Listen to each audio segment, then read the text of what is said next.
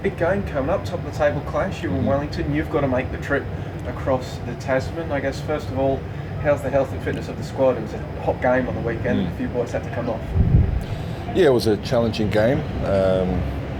So we got a few players that obviously struggled throughout the match, but fortunately for us, there is nothing serious to report, and I think it was just the effects of the match and two tough away games we've had in hot conditions in Perth and in Sydney, and we should be ready to go with. We expect to have a full squad available. Do you expect to have to make any rotations to your starting 11 to compensate for that, even if they're available to play in some capacity? I think all players are vying for positions, and all players, are respected by how they train, and they're pushing each other. The competition's been healthy from the outset. That hasn't changed, and players that have been coming in are doing a good job, and we're all committed collectively to have a top season, and I'm sure whoever plays will do our club proud. You sort of experienced two different extremes in the past couple of weeks, a late winner against Perth Glory and then the Mariners grabbing a late equaliser on the weekend. How's the boys' reaction been to the draw? Have they felt like they've lost a game, or are they just still happy to be undefeated? Look, I think overriding sentiment is when you take away the emotion, we're happy with how we progressed and where we're sitting after 12 games, and we've had two tough matches now in Perth and Central Coast, and we've got 4 points.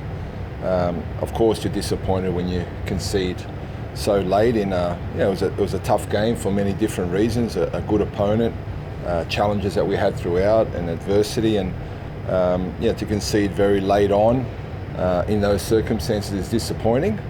But we also know that we're in a healthy position, and part of that shows how much more growth we have as a team, which is exciting, but also consolidates the thoughts that we've had a good start to the season. Well, on the subject of growth, we're 12 games in, 3 months effectively into the season.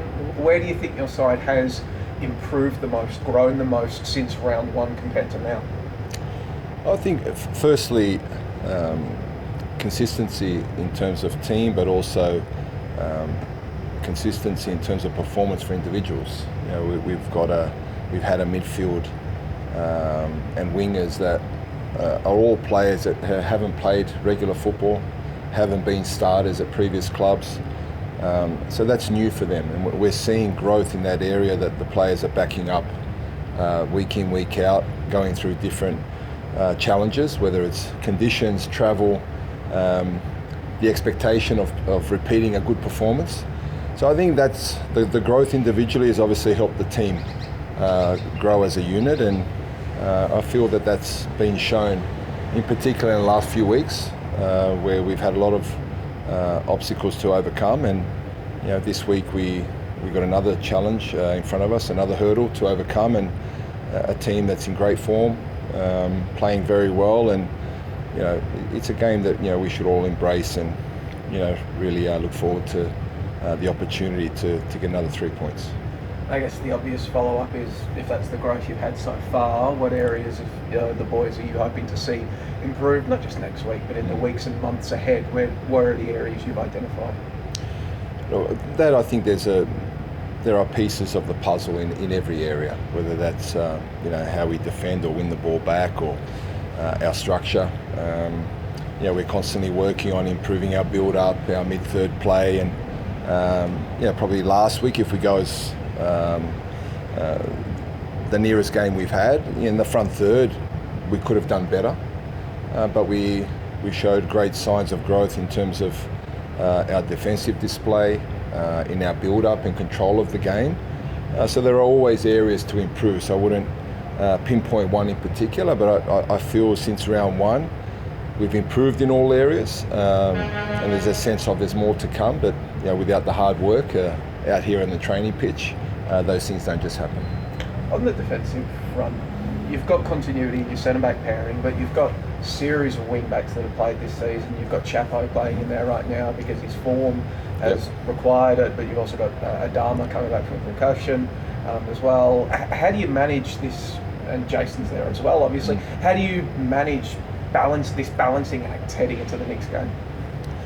Yeah, look, it's always a challenge, but it's a good headache to have. You know, it's, as I said earlier, it's a competitive environment, but you know, it's a very good environment that we have in the dressing room with the group, and we're all vying to be the best club. You know, we want to be the best team, and that creates competition, and players are stepping up whenever they're required. And in those areas, we have a lot of players. We also have Franco Lino, we have Stefan Negro, so we have players, you know, like Franco, who's emerging, who's been involved in half of the 12 matches so far. For a young player, is great, and we've got the experience, and you know, players that are stepping in are doing a great job. So it's always a balancing act, but you know, we feel whoever we select has done and will continue to do a very good job. And the next helter-skelter game on the weekend against Perth, I guess, and not many people expected them to be up at the points end of the table 3 months into the season. You obviously had the game with them early on, where they got a 1-1 draw without a shot on target, but what are you expecting from them this time around?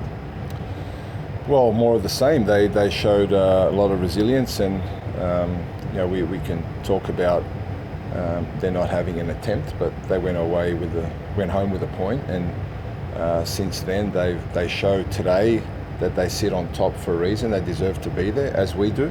So two teams that deserve to be in the position we are up against each other. So we're anticipating an opponent full of confidence, and they will receive one also that's full of confidence, and hopefully there's a fantastic crowd to celebrate you know, their team and how well they're going, and we want them to come out and see a good match of football.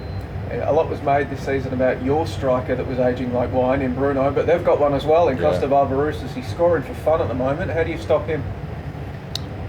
Well, that's always a challenge, stopping top players, but you know, we feel that if we can limit the good service that he gets and try and get him to receive balls in areas that are less damaging for us, but we ultimately know that, you know, the form that he's in, that, you know, he's confident, and we have to be aware. But you know, if we can control the game with and without the ball, we'll make his opportunities far less dangerous for us.